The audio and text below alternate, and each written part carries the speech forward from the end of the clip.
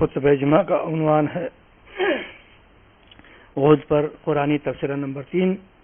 یہ مدنی خطبہ نمبر 35واں ہے جو 20/5/2011 کو مسجد طاہرہ مالیگاؤں میں دیا گیا تھا۔ سماعت فرمائیے۔ هدي محمد صلى الله عليه وسلم وشر الأمور محدثاتها وكل محدثة بدعة وكل بدعة ضلالة وكل ضلالة في النار. أعوذ بالله السميع العليم من الشيطان الرجيم. بسم الله الرحمن الرحيم. وما محمد إلا رسول قد خلت من قبله الرسل أفإن مات أو قتل انقلبتم على أعقابكم ومن ينقلب على عقبيه فلن يضر الله شيئا وسيجزي الله الشاكرين. محترم بھائیو، جناب محمد رسول اللہ صلی اللہ علیہ وسلم کی سیرت سے متعلق گفتگو کا سلسلہ جاری ہے۔ اس سے پہلے دو خطبوں سے پہلے جو گفتگو چل رہی تھی وہ غزوہ احد سے متعلق چل رہی تھی۔ غزوہ احد کے خاتمے کے بعد اور واقعہ حمراء الاسد کے گزر جانے کے بعد اللہ رب العالمین نے اس غزوے سے متعلق قرآن کریم کی آیتوں کا نزول فرمایا اور اس میں مسلمانوں کو طرح طرح سے اللہ رب العالمین نے ہدایتیں دی۔ ان کی کیا غلطیاں اس واقعے میں ہوئی تھیں، کون سے گناہ ان سے سرزد ہوئے تھے، کون سا عمل ان سے صادر ہو گیا تھا جس کی بنیاد پر یہ فتح اللہ رب العالمین نے شکست میں بدل دیا اور مسلمانوں کو ایسے نازک حالات سے گزارا جس کی مثال نہیں ملتی ہے۔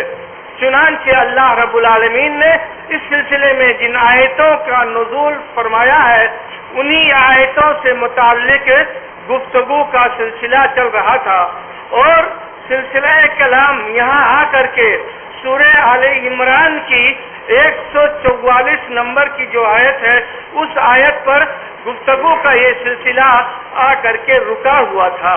اب سلسلہ کلام یہ ہے کہ یہاں رب العالمین نے مسلمانوں کو بہت زبردست تنبیہ کیا ہے اور یہ بتانے کی کوشش کی ہے کہ جناب محمد رسول اللہ صلی اللہ علیہ وسلم کی شخصیت ہمیشہ رہنے والی نہیں ہے۔ اللہ رب العالمین اپنے نبی اور رسول کو جب بھیجتا ہے تو اس کا مقصد یہ ہوتا ہے کہ اللہ رب العالمین کے دین کو اس روئے زمین پر قائم کیا جائے۔ انبیاء اور رسول ہمیشہ نہیں رہتے ہیں، لہذا یہاں رب العالمین نے مسلمانوں کے سامنے یہ واقعہ یا یہ افواہ پھیلا کر کے اور لوگوں کے کانوں پر یہ خبر گزار کر کے کہ رسول اللہ صلی اللہ علیہ وسلم کی وفات ہو گئی، آپ شہید ہو گئے، کیا رد عمل ہوتا ہے اور مسلمان کو کیسا ہونا چاہیے، ایسی نازک صورتحال میں مسلمان کیا کرتا ہے، اس پر اللہ رب العالمین نے آج ہی تجربہ کرا دیا کہ جب رسول کی وفات یقیناً ہو جائے گی اس وقت صورتحال اب ایسا نہیں ہونا چاہیے۔ اگر یہ افواہ سن کر کے تم لوگوں کی صورتحال میں تبدیلی آئی ہے تو یہ تبدیلی اب دوبارہ زندگی میں نہیں آنی چاہیے۔ تو اللہ رب العالمین نے آیت یہ نازل فرمائی کہ مسلمانوں محمد الا رسول، کہ محمد صلی اللہ علیہ وسلم کی ذات تو صرف اللہ کے رسول کی حیثیت سے ہے۔ محمد صلی اللہ علیہ وسلم صرف اللہ کے رسول ہیں۔ آپ کے ذمے فتح، کامرانی، شکست نہیں ہے۔ شکست دینے والا، فتح دینے والا یہ اللہ رب العالمین ہے۔ رسول کے ذمے اللہ کا پیغام پہنچا دینا ہے، رسول کے ذمے وہ کام کر گزرنا ہے جو اللہ نے حکم دیا تھا. رسول اللہ صلی اللہ علیہ وسلم نے اپنا مشورہ بھی پہنچا دیا اور آپ کو جو کچھ کرنا تھا، جو تدبیریں کرنی تھی، وہ تدبیریں بھی اللہ کے رسول نے کر دیا. آپ کی ذمہ داری یہاں ختم ہو گئی. آگے جو کچھ ہونا ہے وہ اللہ رب العالمین کے حکم سے ہونا ہے.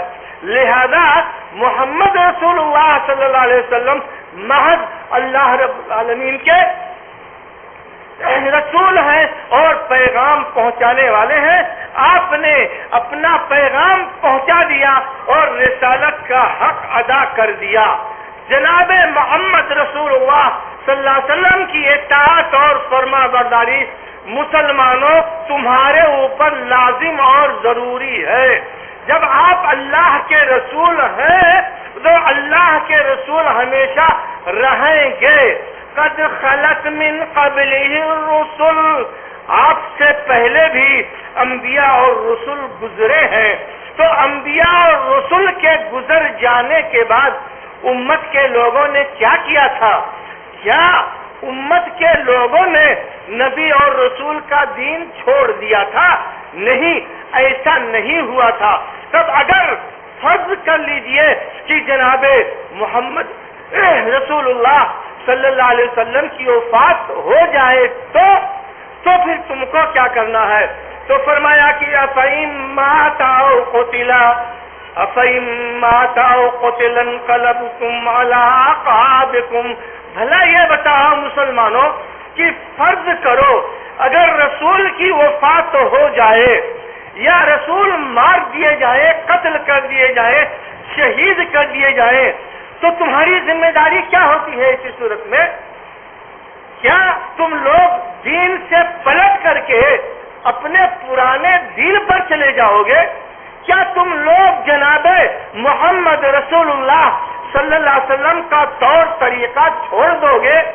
یہاں پر اللہ رب العالمین نے سخت تنبیہ کی ہے ان لوگوں کی جنہوں نے اس درمیان میں یہ کہا تھا کہ چلو عبداللہ ابن ابی کے پاس، اس سے کہتے ہیں کہ ابو سفیان سے مصالحت کر لے، اور ہم لوگ ابو سفیان سے صلح کر لیتے ہیں اور معاملہ ختم کر لیتے ہیں، کیونکہ اب تو رسول اللہ صلی اللہ علیہ وسلم موجود نہیں ہے. تو یہ نظریہ جن مسلمانوں نے پیش کیا تھا، اس نظریے پر یہاں اللہ رب العالمین نے سخت تنقید کی ہے اور تبصرہ فرمایا ہے کہ بھلا یہ بتاؤ اگر رسول باحیات نہ رہیں گے تو کیا تم رسول کی عبادت کرتے تھے؟ کیا کہ اللہ کی عبادت کرتے تھے؟ تو اللہ رب العالمین تو ہمیشہ ہمیشہ رہنے والا ہے. تو اللہ کی عبادت دراصل قائم کرانا یہ رسول کی ذمہ داری تھی. تو رسول اگر باحیات نہ رہے تو کیا تم اللہ کی عبادت چھوڑ دو گے؟ رسول کے لائے ہوئے نظام کو چھوڑ دو گے اور کافروں سے دوبارہ جا کر کے مل جاؤ گے، منافقین کے ساتھ جا کر کے مل جاؤ گے؟ مسلمانوں، یہ تمہاری کون سی سوچ ہے؟ یہ سوچ بیچ میں آئی کیوں؟ اس کی وجہ کیا ہے؟ ذرا اس نقطے کی وضاحت کرو. کیسے تمہارے دل و دماغ میں یہ بات سماتی ہے کہ جناب محمد رسول اللہ صلی اللہ علیہ وسلم موجود نہ ہو تو کافروں اور مشرکوں کے ساتھ مل جاؤ؟ نہیں، محمد صلی اللہ علیہ وسلم اللہ کے رسول ہیں، باحیات ہے تو بھی اور باحیات نہیں ہے تو بھی. رسول تمہارے درمیان موجود ہے تو بھی اطاعت اور فرما برداری تمہارے ذمہ ہے. اور رسول کی جب وفات ہو جائے گی اور رسول اگر موجود نہیں رہیں گے تو بھی رسول کی اطاعت اور فرما برداری تمہارے ذمے رہے گی. لہذا رسول رہے یا نہ رہے اس سے کچھ فرق پڑنے والا نہیں ہے. اللہ کا دین قائم کرنا یہ دراصل مقصد ہے، اور وہ دین جب رسول قائم کر کے چلے گئے تب وہ ذمہ داری تمہارے اوپر عائد ہوتی ہے. تو جن لوگوں نے تم میں سے یہ مزاج پیدا کیا اور جن کے دماغ میں یہ بات آئی کہ چلو مشرکین سے صلح کر لیتے ہیں، تو یہ مزاج انتہائی غلط مزاج تھا اور یہ سوچ ایک صاحب ایمان کے شایان شان نہیں ہے.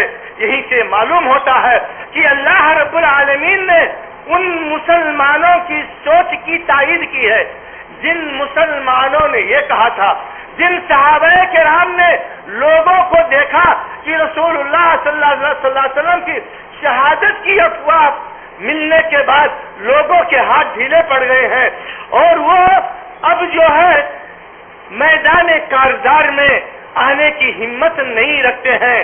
تب کہا تھا حضرت انس بن نضر رضی اللہ تعالیٰ عنہ نے کہا تھا ارے بھائی کیا بات ہے, میں دیکھتا ہوں تم لوگوں کے ہاتھوں میں حرکت نہیں, رسول کی وفات ہو گئی تو کیا ہوا, اللہ کے رسول صلی اللہ علیہ وسلم کا دین باقی ہے, موتو علی ما مات علیہ رسول اللہ صلی اللہ علیہ وسلم, تم بھی اپنی جان کو ہی نچھاور کر دو اس مقصد کے لیے جس مقصد کے لیے رسول نے اپنی جان کو نچھاور کیا تھا. جن مسلمانوں کی یہ سوچ تھی, یہاں پر اللہ رب العالمین نے اس سوچ کی تعریف فرمائی ہے اور یہ اشارہ دیا ہے کہ ایک صاحب ایمان کی شان یہ ہوتی ہے کہ وہ ہر حال میں اللہ رب العالمین کی دین کو اور اللہ رب العالمین کی ذات کو مقدم مانتا ہے. رسول تو کبھی نہیں رہنے والے ہیں, تو کیا اللہ کا دین مٹ جائے گا, کیا اللہ کا دین چھوڑو گے؟ نہیں, ایسا نہیں ہونا چاہیے. تو فرمایا کہ مسلمانوں کیا رسول کی وفات کے بعد تم لوگ پھر جاؤ گے؟ اگر ایسا ہوا تو تم خسارے میں رہو گے گویا کی, اور تمہارا بڑا نقصان ہوگا. یاد رکھو من ينقلب على عقبيه, اور جو رسول کی وفات کے بعد پھر جائے گا, رسول کے دین کو نہیں قبول کرے گا, رسول کے دین کو چھوڑ دے گا, تو اس کا نتیجہ یہ ہوگا کہ فَلَن يَضُرَّ اللَّهَ شَيْئًا, اللہ کو یہ کچھ نقصان نہیں پہنچا سکتا, اللہ کے دین کو یہ نقصان نہیں پہنچا پائے گا, یہ اپنے آپ کو نقصان پہنچائے گا. وَسَيَجْزِي اللَّهُ الشَّاكِرِينَ, اور جو اللہ کے نیک شکر گزار بندے ہیں, جو صحیح معنوں میں صاحب ایمان ہے, اللہ ایسے لوگوں کو اچھا بدلہ دے گا. چنانچہ جن لوگوں نے جناب محمد رسول اللہ صلی اللہ علیہ وسلم کی وفات کے بعد دین کو چھوڑ دیا تھا اور ارتداد کے فتنے میں شامل ہو گئے تھے, ان کا نتیجہ یہی ہوا کہ اللہ رب العالمین نے ایسے لوگوں کو ذلت اور رسوائی سے ہمکنار کیا, اور اللہ رب العالمین نے مسلمانوں کو عزت بخشی. حضرت ابوبکر صدیق رضی اللہ تعالیٰ عنہ نے ایسے لوگوں کے خلاف اپنی تلوار کو نکال لیا, اور جو لوگ یہ کہتے تھے کہ جناب محمد رسول اللہ صلی اللہ علیہ وسلم کی وفات نہیں ہوئی ہے, اور جو لوگ رسول اللہ صلی اللہ علیہ وسلم کی وفات ماننے کے بعد رسول اللہ صلی اللہ علیہ وسلم کے دین سے جو ہے ہٹ گئے تھے, دونوں کے خلاف حضرت ابوبکر صدیق رضی اللہ تعالیٰ عنہ تیار ہو گئے, اور جن لوگوں نے دین چھوڑ دیا ان لوگوں سے انہوں نے جنگ کیا, جہاد کیا, اور جن لوگوں کا یہ مزاج تھا کہ نہیں رسول کی وفات نہیں ہوئی, رسول مرنے والے نہیں ہیں, تب انہوں نے قرآن کریم کی یہی آیت پڑھ کر کے سنایا تھا کہ انسانوں تم کیا سمجھتے ہو, محمد صلی اللہ علیہ وسلم اللہ کے رسول ہیں, اللہ کے رسول بھی موت اور زندگی سے دو چار ہوتے ہیں, جب وہ زندہ ہوئے ہیں تو وفات بھی آئے گی, لیکن ان کی وفات کے بعد ہماری اور تمہاری جو ذمہ داریاں ہوتی ہیں وہ ذمہ داریاں ہم کو نبھانے کی کوشش کرنی چاہیے, بوکھلاہٹ میں نہیں آنا چاہیے, اپنے ہوش و حواس کو گم نہیں کرنا چاہیے, ختم نہیں کرنا چاہیے. رسول کی یہ حیثیت ہے, یہ حیثیت ہمیشہ ہمیشہ رہے گی مسلمانوں. لہذا آپ کی زندگی میں بھی اطاعت اور فرما برداری کرو, اور رسول کی وفات کے بعد بھی رسول کی اطاعت اور فرما برداری کرنا اور آپ کے دین کے خلاف نہیں جانا, یہ بہت اہم نقطہ ہے جو اللہ رب العالمین نے مسلمانوں کو بتایا ہے اور سبق دیا ہے کہ اگر اللہ کے رسول صلی اللہ علیہ وسلم کے لائے ہوئے طور طریقے پہ قائم رہتے, دین پر قائم رہتے, شیطان کے دھوکے میں نہیں آتے, تو یہ نتیجہ تمہارے ساتھ نہیں ہوتا. وَمَا كَانَ لِنَفْسٍ أَن تَمُوتَ إِلَّا بِإِذْنِ اللَّهِ كِتَابًا مُؤَجَّلًا. منافقینوں کو جب یہ خبر ملی کہ انصار کے بہت سارے لوگ شہید کر دیے گئے, تب ان لوگوں نے کہنا یہ شروع کیا کہ یہ لوگ ہماری بات مان گئے ہوتے, ہمارے ساتھ آئے ہوتے, تو یہ صورتحال نہ ہوتی۔ اللہ رب العالمین نے اس آیت میں اور آگے آنے والی آیتوں میں ایسے منافقین کی تردید کی ہے، ان کی بات کو رد کیا ہے اور فرمایا ہے کہ دیکھو کوئی بھی نفس اس وقت تک موت کے جو ہے جکر میں نہیں آ سکتی ہے جب تک کہ اللہ کا حکم نہ ہو۔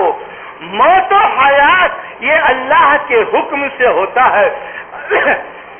اگر کوئی آدمی یہ سوچتا ہے کہ وہ میدان جنگ سے بھاگ کر کے اللہ کی پکڑ سے بچ جائے گا تو یہ اس کی خام خیالی ہے۔ یہ جو دماغ میں بات آئی ہے یہ بات اچھی نہیں ہے۔ وما کان لنفس ان تموت الا باذن اللہ، کوئی بھی نفس اس وقت تک وفات نہیں پا سکتی جب تک کہ اللہ رب العالمین کا حکم نہ آ جائے۔ آخر میدان جنگ میں جو لوگ ڈٹے رہے کیا سب کے سب شہید کر دیے گئے؟ ایسا تو نہیں ہوا۔ تو جو لوگ میدان جنگ سے بھاگ آتے تو کیا وہ لوگ جو ہے بچ جاتے اگر اللہ رب العالمین کے یہاں ان کی موت مقدر ہوتی؟ نہیں، وہ بچ نہیں سکتے تھے۔ لہذا جو لوگ یہ کہہ رہے تھے ہیں منافقین کہ اگر مسلمان ہماری بات مان جاتے اور مدینے سے باہر جا کر کے نہ لڑتے، یہیں بیٹھے رہتے تو یہ آج صورتحال نہ ہوتی۔ ان کا یہ کہنا غلط ہے، اور موت جہاں جس کو آنی ہے جس وقت وہ آئے گی، کیونکہ یہ موت کیسی ہے؟ اللہ کے حکم سے آتی ہے اور کتاب معجلہ، اس کا وقت بالکل لکھا ہوا متعین ہے، اس سے وہ ہٹ نہیں سکتی۔ وَمَن يُرِدْ ثَوَابَ الدُّنْيَا نُؤْتِهِ مِنْهَا وَمَن يُرِدْ ثَوَابَ الْآخِرَةِ نُؤْتِهِ مِنْهَا وَسَنَجْزِي الشَّاكِرِينَ۔ ہاں، یہ الگ بات ہے کہ تم میں سے کچھ لوگ وہ ہیں جو آخرت کا بدلہ چاہتے ہیں، اپنے نیکیوں کا بدلہ آخرت میں چاہتے ہیں، اور کچھ ایسے بھی لوگ ہیں جو چاہتے ہیں دنیا ہی میں ان کو مل جائے۔ تو جو لوگ چاہتے ہیں کہ آخرت میں بدلہ ملے تو اللہ رب العالمین ان کو آخرت میں بہت اچھا بدلہ دیتا ہے، اور جو لوگ دنیا داری چاہتے ہیں تو اللہ رب العالمین ایسے لوگوں کو دنیا دے دیتا ہے۔ ایسی بات نہیں ہے، جس کی جو خواہش ہوتی ہے تو اللہ رب العالمین اس کو وہ دیتا ہے۔ اگر ایک انسان دنیا چاہتا ہے اللہ تعالیٰ سے، دین سے دور ہونا چاہتا ہے، اللہ اس کو دنیا دے دیتا ہے۔ ایسا نہیں اللہ رب العالمین کرتا ہے کہ تو دین سے دور ہے تو تجھ کو دنیا بھی نہیں ملے گی، نہیں، جو جیسا اللہ سے چاہتا ہے اللہ اس کو ایسا دیتا ہے۔ لیکن نتیجہ جو انجام کار ہوتا ہے کس کا بہتر ہوتا ہے؟ جو اللہ کے شکر گزار بندے ہوتے ہیں، جو ہر حالت میں، چاہے پریشانی کی حالت ہو اور چاہے کشادگی کی حالت ہو، ہر حالت میں جو اللہ کا شکر بجا لاتے ہیں اور اللہ کے فرمان پہ ڈٹے اور جمے رہتے ہیں، در حقیقت انہی لوگوں کی زندگی کامیاب زندگی ہے اور انہی لوگوں کی زندگی بہتر زندگی ہے۔ آگے فرمایا وَكَأَيِّن مِّن نَّبِيٍّ قَاتَلَ مَعَهُ رِبِّيُّونَ كَثِيرٌ فَمَا وَهَنُوا لِمَا أَصَابَهُمْ فِي سَبِيلِ اللَّهِ وَمَا ضَعُفُوا وَمَا اسْتَكَانُوا وَاللَّهُ يُحِبُّ الصَّابِرِينَ۔ مسلمانوں، رسول اللہ صلی اللہ علیہ وسلم سے پہلے بہت سارے انبیاء گزرے، انہوں نے بھی اپنے زمانے میں اللہ کے دشمنوں کے ساتھ جہاد کیا تھا، قتال کیا تھا۔ ان کے ساتھ بھی بہت سے اللہ والوں نے دشمنوں کے ساتھ لڑائی لڑی تھی، ان کے اوپر بھی بڑی بڑی پریشانیاں اور مصیبتیں آئی تھیں۔ کس کے اوپر؟ جو اس سے پہلے کے لوگ تھے۔ تو پہلے کے لوگوں نے کیا کیا؟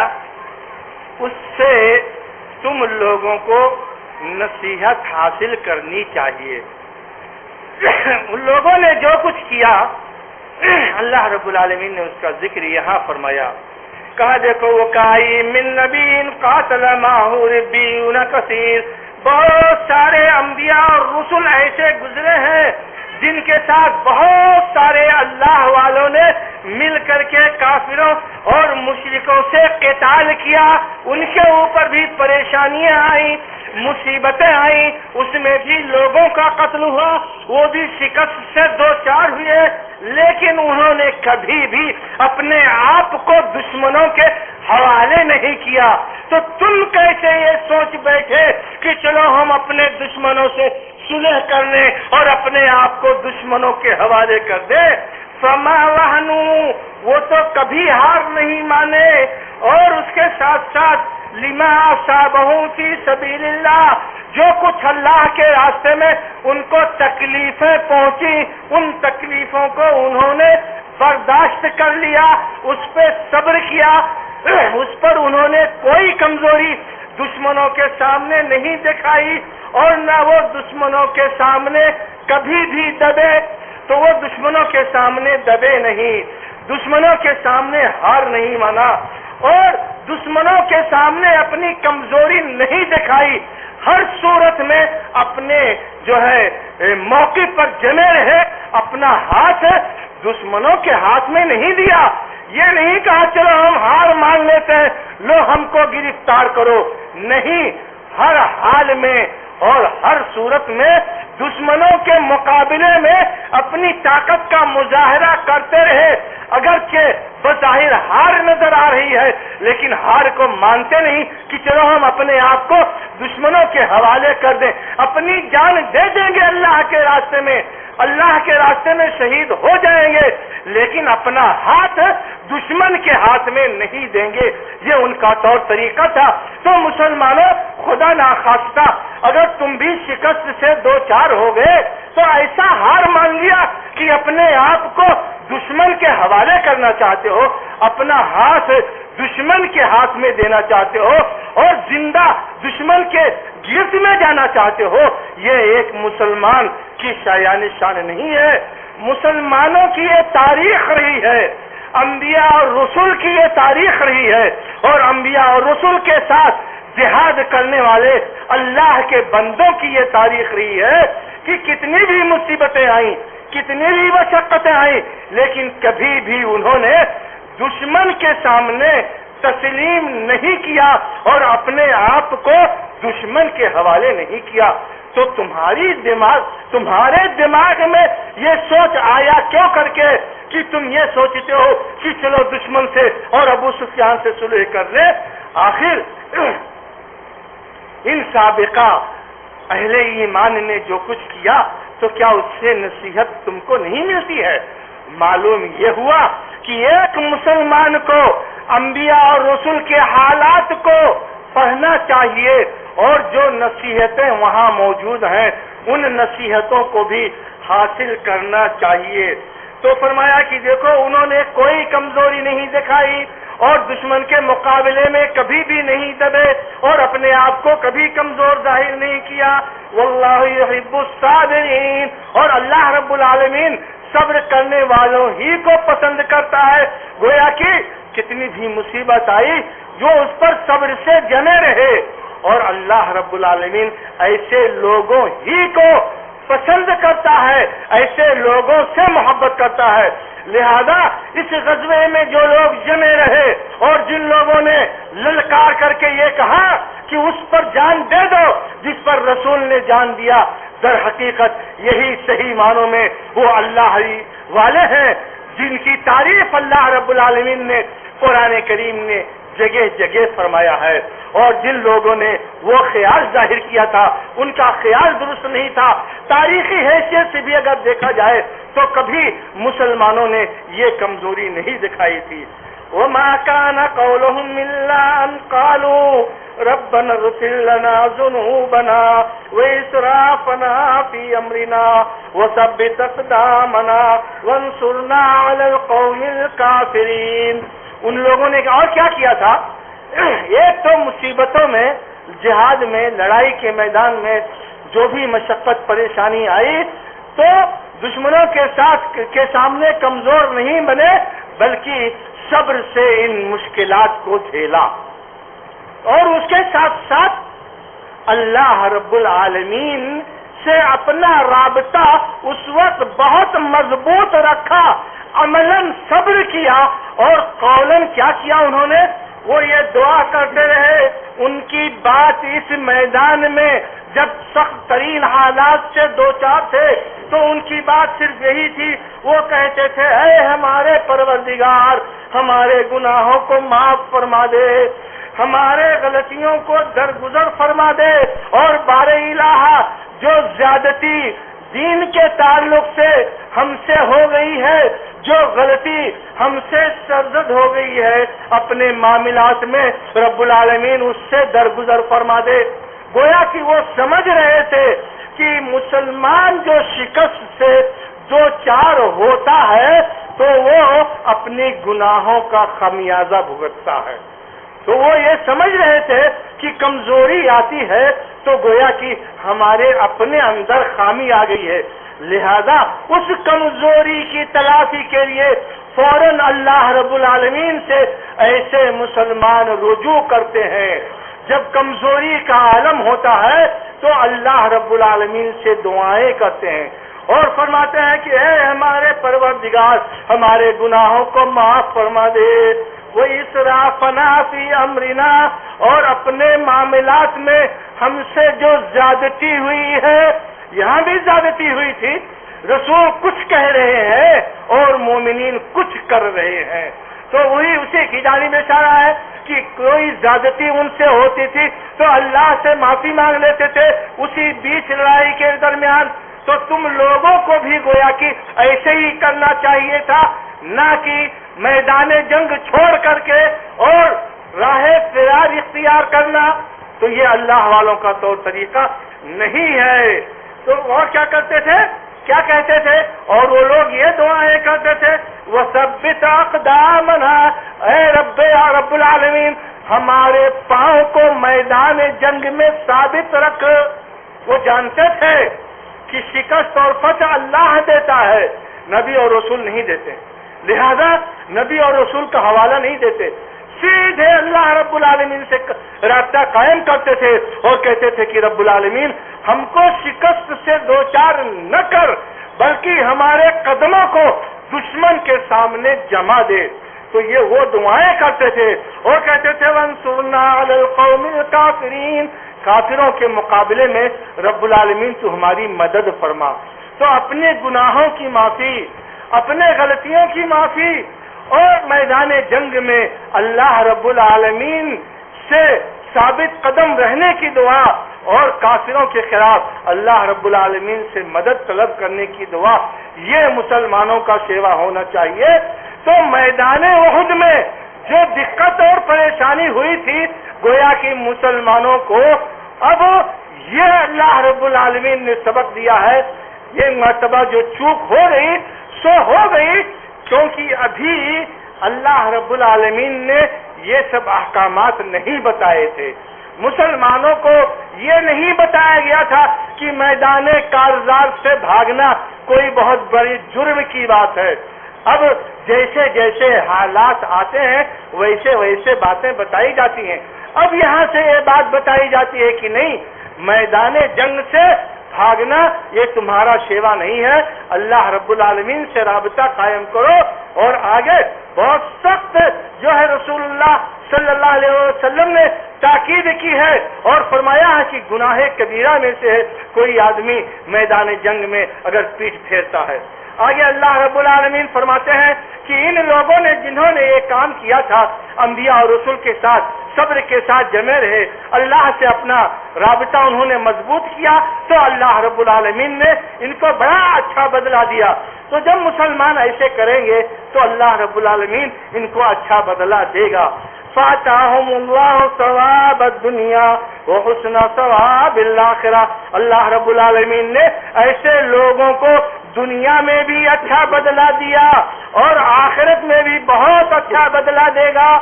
تو جو آخرت کے طلبگار ہوں گے تو ان کو دنیا بھی ملے گی اور آخرت بھی ملے گی، اور جو صرف دنیا کے طلبگار ہوں گے ان کو صرف دنیا ملے گی۔ یہ اللہ رب العالمین نے کنفرم کیا۔ گویا کہ رب العالمین یہ بتانا چاہتا ہے کہ صاحب ایمان کی طلب دنیا نہیں ہونی چاہیے بلکہ صاحب ایمان کی طلب آخرت ہونی چاہیے، اور جب آخرت کی طلب ہوگی تب یہ سب کرنا پڑے گا جو اللہ والوں نے کیا تھا، جس کا تذکرہ آیت میں گزرا۔ اب یہاں خصوصیت کے ساتھ پھر خطاب کیا گیا ہم مسلمانوں کو، یا ایھا الذین آمنوا ان تطیعوا الذین کفروا یردوکم علی اعقابکم۔ مسلمانوں تم کس چکر میں ہو؟ تم کیا سوچتے ہو کہ کافروں سے صلح کر لو گے تو بڑی عزت ملے گی تم کو، تمہارا وقار بڑھ جائے گا؟ نہیں، ایسا نہیں ہو سکتا۔ ارے وہ تو تمہارے ہاتھ سے تمہارا دین بھی چھین لیں گے اور تم کو پرانے دین باپ دادا کے دین میں واپس کر دیں گے۔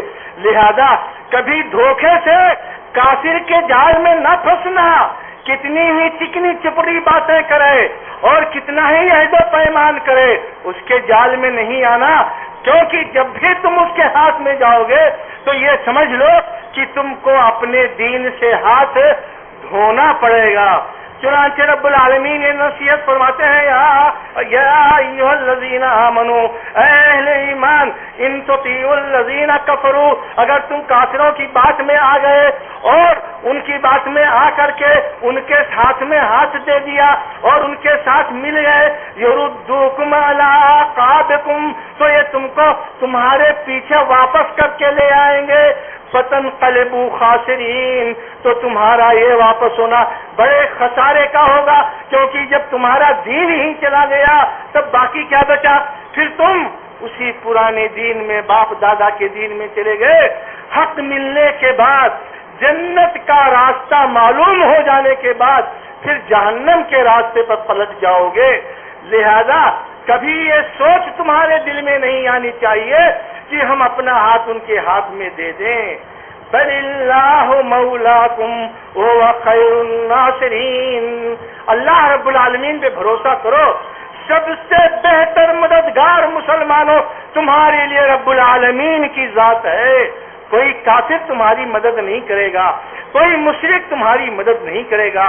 جو اللہ کے دین کے دشمن ہیں ان سے تم توقع رکھتے ہو کہ تمہاری مدد کریں گے، تمہارے دل میں یہ خیال ہے کہ تمہارے ساتھ تعاون کریں گے، نہیں، ان کی مدد بس اتنے ہی ہے جتنے میں ان کا کام چل جائے اور تم کو تمہارے دین سے پھرا لے گئے تو سمجھو کہ یہ ان کی بہت بڑی کامیابی ہے۔ لہذا مسلمانوں بھروسہ کرو کس پر؟ اللہ رب العالمین کی ذات پر، وہی تمہارا حامی ہے اور وہی تمہارا مددگار ہے۔ وَهُوَ خَيْرُ النَّاصِرِينَ، اس سے بڑھ کر کے بہتر مدد کرنے والا کون ہے مسلمانوں؟ کوئی بھی تمہارا مدد کرنے والا نہیں ہے، نہ امریکہ تمہارا مددگار ہے، نہ برطانیہ تمہارا مددگار ہے۔ مسلمانوں اپنا رابطہ مضبوط کرو اللہ رب العالمین سے، وہی تمہارا مددگار ہے، اسی پر بھروسہ کرو، طاقت اسی کی ہے، قوت اسی کی ہے، فتح اور لڑائیوں میں کامیابی طاقت انسانی طاقت کے بلبوتے نہیں ہوتی ہے، انسانی جو ہے اسباب کے بلبوتے نہیں ہوتی ہے، یہ اللہ کے حکم سے ہوتی ہے۔ کتنی بڑی سی بڑی طاقت انسان کے ہاتھ میں کیوں نہ آ جائے، اللہ کا حکم نہیں ہوگا تو اس کو کامیابی نہیں مل سکتی ہے۔ لہذا مسلمانوں کس سے مدد حاصل کرو؟ اللہ رب العالمین سے مدد حاصل کرو، اور اللہ سے مدد حاصل کرنے کا طریقہ وہی ہے جو سابقہ انبیاء اور رسول اور اللہ والوں کے طور طریقے میں بتایا گیا ہے۔ لہذا دھوکے میں نہیں آنا، اگر ایک مرتبہ تمہارے خیال میں یہ بات آ گئی سو آ گئی، لہذا اب آئندہ ایسی سوچ کسی بھی مسلمان کے دل میں نہیں آنی چاہیے۔ اگر یہ سوچ آئی تو سمجھ لو کہ ہم ناکامی کو اپنی طرف اپنے ہاتھ سے اور اپنی زبان سے دعوت دے رہے ہیں۔ یہ اللہ رب العالمین نے سبق پڑھایا ہے تمام مسلمانوں کے لیے، اور یہ سبق قرآن مجید کی ان اوراق میں قیامت تک کے لیے محفوظ ہے، اور یہی دراصل مسلمانوں کی کامیابی اور کامرانی کے ضامن ہیں. لہذا مسلمانوں کو اپنے دلوں میں وسوسہ نہیں ڈالنی چاہیے کہ کوئی دوسرا بھی ہمارا حامی، ہمارا ناصر اور مددگار ہے. مسلمانوں کا مددگار میرے بھائیوں کوئی بھی نہیں ہے اللہ رب العالمین کے علاوہ.